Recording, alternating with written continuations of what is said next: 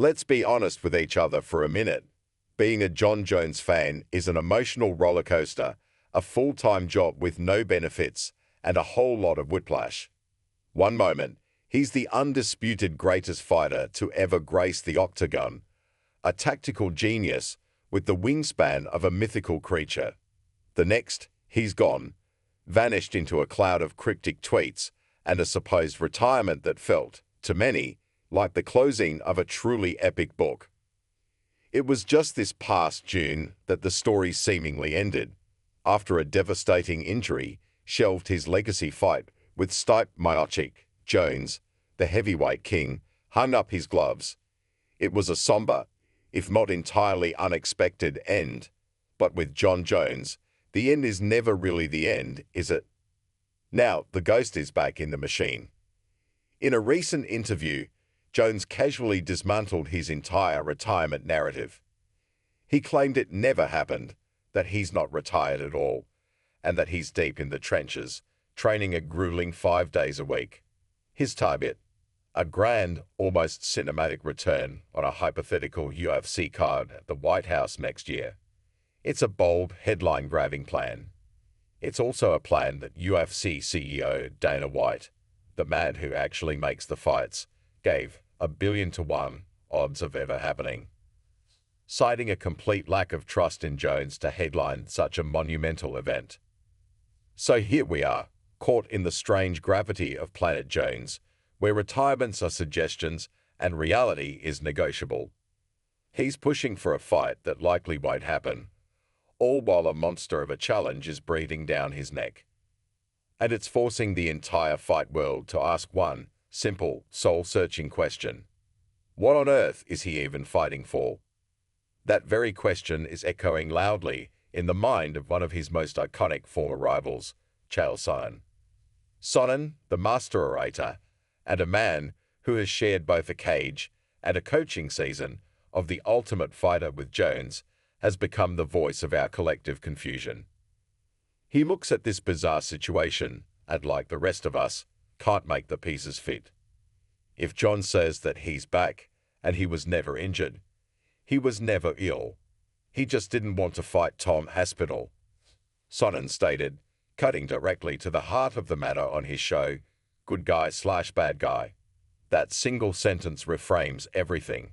It suggests Jones' absence wasn't a necessary recovery period, but a strategic pause, a deliberate sidestep of the most dangerous man in his division. For over 600 days, the heavyweight division has felt like a kingdom with an absentee king. In that time, a new power has risen. Tom Aspinall, the slick, powerful, and terrifyingly well-rounded Brit, did everything a contender is supposed to do. He stepped up on short notice, knocked out Sergey Pavlovich to win the interim title, and has been nothing but respectful in his call-outs for a unification bout. He is, by every metric of the sport, the man to beat. He is the challenge. He is the fight that makes sense. And yet, Jones seems to be looking everywhere but in Aspinall's direction. He's playing this as though that retirement never happened as opposed to this as a comeback. Sonnen continued, highlighting the sheer strangeness of Jones' rhetoric. If you're coming back, what are you coming back for? What is it that you're coming back to? It's a question that cuts deep. A comeback implies a mission, a dragon left to slay. For a fighter of Jones' stature, that dragon has always been the next deadliest challenger.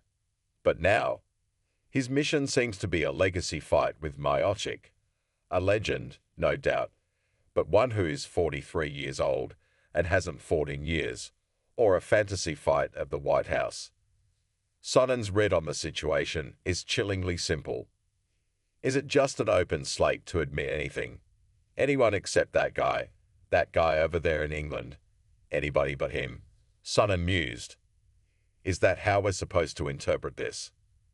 For fans who have watched Jones dismantle a generation of light heavyweights with cold, calculated brilliance, this apparent aversion to Aspinall feels wrong. It feels unlike him. This is the man who walked through a murderer's row of legends. Is the fire that drove him to be the best truly gone, replaced by a desire for curated, legacy-padding matchups? But Sonnen's skepticism doesn't stop at Jones' motives. He's also calling a massive BS on the very foundation of Jones' comeback claim, the training. In an era where every punch, every weight lifted, and every drop of sweat is meticulously documented for Instagram, Jones' intense, 5-day-a-week training camp is happening in a complete and total vacuum. Here's the problem with it. Nothing has slipped out on Instagram. Nobody is claiming to work out with Jon Jones. No one's claiming they saw Jon Jones work out. Sonnen pointed out, with the incredulity of a seasoned detective finding no fingerprints at a crime scene. Most importantly, nobody's saying that they're the trainer.